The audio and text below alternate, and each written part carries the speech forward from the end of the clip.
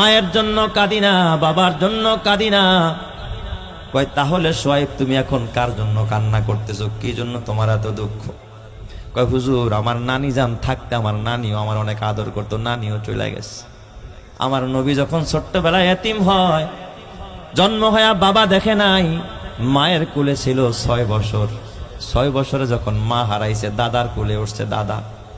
9 বছর বয়সে দাদা হারায়। দাদা হারাইলের পরে চাচা আব্দুল মুত্তালিবের কাছে আসে। এই আব্দুল মুত্তালিবের ইন্তেকালের পর আমার নবী এত কেঁদেছে। হাদিস শরীফের মধ্যে আসছে, নবীর সন্তানগুলো যেদিন মারা যায় ওই দিনও নবী এত কাঁদে নাই, শুধুমাত্র চাচা আবু তালেবের জন্য আল্লাহর নবী যতটা কেঁদেছে। কয় হুজুর, আমি কেন কাঁদি আপনি জানেন না? আমি বললাম কেন, বলো। কয় হুজুর, এই এলাকার ভিতরে আমার কোনো আশ্রয় ছিল না, মা নাই, মা এখন অন্যত্র, সেই ঘরে আমার 2টা ভাই বোন হয়েছে, আমার খোঁজ খবর নেওয়ার মতো এখন আর কেউ নাই, বাবা দুনিয়ায় নাই, নানি জান ছিল সেও অন্ধকার কবরে।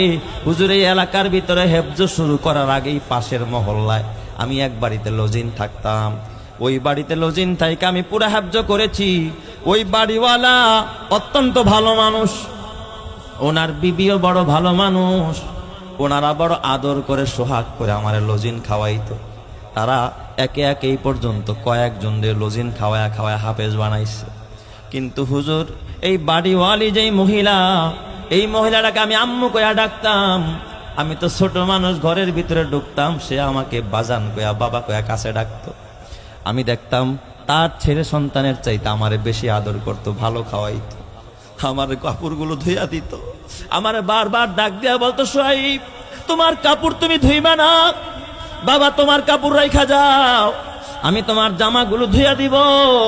আমি ঘরের মধ্যে বারান্দায় বাহিরে যখন জুতা খোলা ভিতরে ঢুকতাম খানা খাওয়ার জন্য, হুজুর কসম দিয়া বলি, বের হইয়া দেখি আমার জুতা ঢুকার সময় তো পিছনের দিকে, জুতার পিছনের দিকটা থাকে, কিন্তু বের হইয়া দেখি কে যেন জুতাটা ঘুরায়া রাখছে, যেন আমার পায়ে দিতে সহজ হয়। আমার ওই আম্মা, যেই বাড়িতে আমি লজিন খাইতাম, আমার এতটা ভালোবাসত, আমার কাপড়গুলো ধুয়ে